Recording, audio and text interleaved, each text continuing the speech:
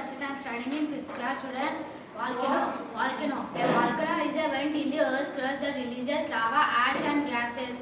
Volcanic eruptions can be dangerous destruction causing loss of life property. How volcano works? Magma. Liquid magma containing dissolved gases rises through cracks in the earth's crust. Pressure. As the magma rises, the pressure decreases, allowing to form bubbles.